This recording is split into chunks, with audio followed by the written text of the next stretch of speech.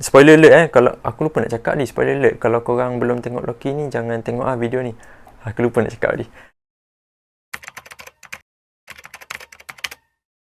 So hari ni kita akan sembang sikit pasal Loki Loki the series season 1. Okay, first of all, kita disajikan dengan 6 episod saja, macam biasalah, macam Falcon and the Winter Soldier kat. Bagi aku benda tu amatlah singkat and compact, padat dan juga kompleks. Okay, so of course the time setting for this Loki series adalah pada Avengers Endgame tu, that time when Loki choose to ambil Tesseract and manage himself escape lah from that situation kan. Lepas tu bila dia escape tu, datanglah satu organisasi ni yang mana bernama TVA. TVA ni sangat terkenal lah dalam series ni kan. TVA stands for Time Variance Authority. Dia orang ni adalah satu organisasi yang wujud di luar garisan waktu, dan tugas dia orang adalah untuk observe, untuk mengawal waktu tu bergerak dengan lurus, bergerak dengan satu haluan saja. Dalam series ni juga kita akan banyak mendengar satu frasa ni, iaitu variant.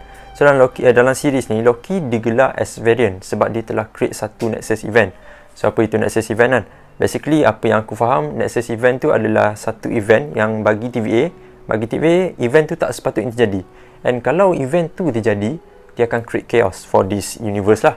And so sebab itulah Loki ditangkap, sebab Loki ambil Tesseract tu, bagi TVA event tu tak sepatutnya terjadi. So ditangkap Loki untuk vanish lah Loki from that world. Of course dalam series ni kita didedahkan dengan a bunch of characters yang menarik for this series kan. Seperti Mobius, Sylvie, Renslayer, apa lagi, Kid Loki, Classic Loki dan banyak lagi lah yang akan memperkukuhkan series ni lagi strong tau. Daripada episod 1 sehingga episod 3 tu, everything seems quite normal lah, macam typical series-series yang lain kan. Apa itu Nexus event, apa itu TVA and so on kan. Tapi dalam episod 4 kita semua dikejutkan dengan satu scene ni yang mana kita nampak Sylvie paling pisau tu kan, and then Timekeeper just mati like that. It is obvious that Timekeeper are fake dalam series ni, dalam series Loki ni. TVA also is fake. Like this leader of TVA, dia manage to ambil innocent people to work for TVA, and kalau dia tak nak work for this TVA, dia akan campak lah dekat The Void. Yang mana dekat The Void tu ada satu creature yang bernama Eliath, and dia akan eliminate lah this kind of variant, all of variant. Okay, dan apa yang aku boleh cakap juga dalam this Loki series, the main event for this series is episode 6. Of course, obvious gila, episode 6 is kemuncak lah for this series kan.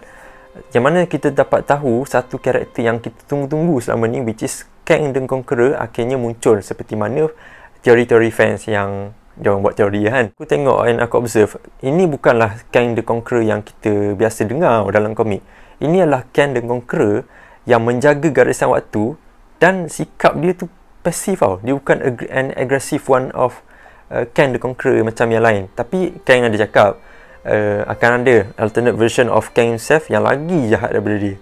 This is the Kang yang menjaga garisan waktu dan cuba sedaya upaya dia untuk avoid multiversal war. Dan dalam series ni juga, ramai orang cakap dalam episod bila sampai episod 3, episod 4, ramai orang cakap Kang the Conqueror is going to be a main villain for this series. Tapi daripada apa yang aku observe, aku sadly to say that Sylvie is the main villain for this series. Ni bagi aku lah, ni pada perspektif aku lah. It is because when the time Kang explains everything about the TV, everything, the timeline macam mana kan, dia bagi tahu semua benda, but somehow Sylvie choose to kill Kang just like that. Even Kang ada bagi tahu, dia cakap without me, without TVA, everything burns. And benda tu terbukti jelas tau. And benda yang satu benda yang kelakar lagi, Loki faham benda tu. Loki macam, oh betul lah Kang ni cakap. Lepas tu dia try to convince Sylvie yang kita kena dengar apa yang Kang ni cakap. Sebab every tindak tanduk yang Loki and Sylvie buat selepas Kang berhujah panjang tu kan, dia akan affect the whole universe. Bukan this series saja, the whole universe. Tapi disebabkan Sylvie dia ikutkan emosi dia, dia punya personal problem and ego dia, so dia choose to kill Kang lah and take the consequences. Tapi aku faham tak kenapa Sylvie berbuat demikian. Sebab yelah, kau diambil oleh TVA daripada kau umur kecil lagi sampai kau besar, and benda tu satu penyiksaan lah bagi Sylvie. Dan aku faham lah kenapa dia nak bunuh Kang Itu dia sedikit lah overview pasal Loki the series and kita go on for apa yang aku suka dan apa yang aku tak suka for this series. Firstly, apa yang aku suka dalam series ni adalah storytelling and story structure for this series is, bagi aku, is tremendous lah. Tersusun rapi and mudah difahami daripada episod 1 sampai 5 sampai 6 kan.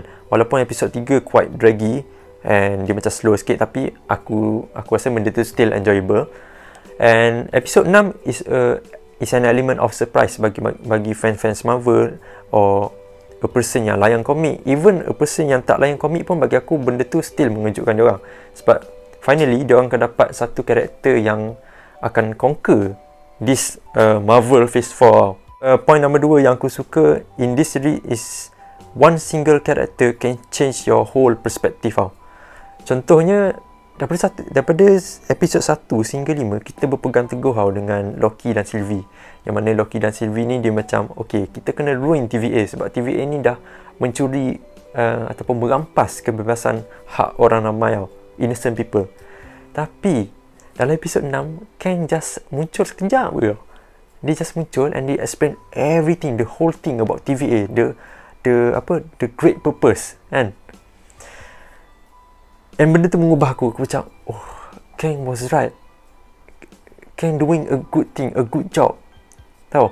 Dia macam Thanos cakap small price to pay for salvation. Yang aku tak suka for this series adalah, satu je lah aku tak suka pasal series ni is hubungan Loki dengan Sylvie.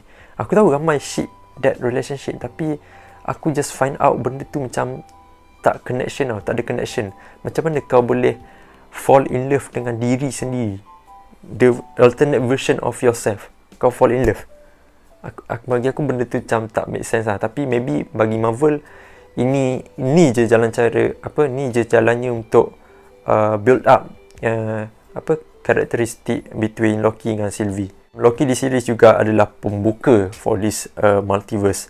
Ramai fans macam okay, kenapa Loki habis macam tu, bapak tak bestnya. Tapi bagi aku, inilah apa yang kita tunggu-tunggu selama ni tau. Inilah pencetus multiverse. And kita dah dapat benda tu. Why kita nak hate this series tau? Kita dah dapat apa yang kita nak, multiverse, which is there was a lot of video yang akan datang nanti tau. Doctor Strange, Multiverse of Madness, Spider-Man, and apa lagi, banyak lagi lah yang akan datang. Kalau aku rating this series 10 over 10, aku memang suka gila. Jalan cerita kemas, pelakon-pelakon semua menjalankan watak yang sangat bagus and so on kan. So conclusion for this video, aku rasa after this, fans Marvel ataupun audience Marvel, dia dah takkan ikut MCU ni based on okay, aku just tengok Marvel because of aku minat Captain America. After this, fans akan tengok Marvel sebab nak follow the ultimate Marvel Cinematic Universe, jalan cerita tu. Okay, so that's all for me. I hope this video is helpful for you. Okay, itu saja. Assalamualaikum.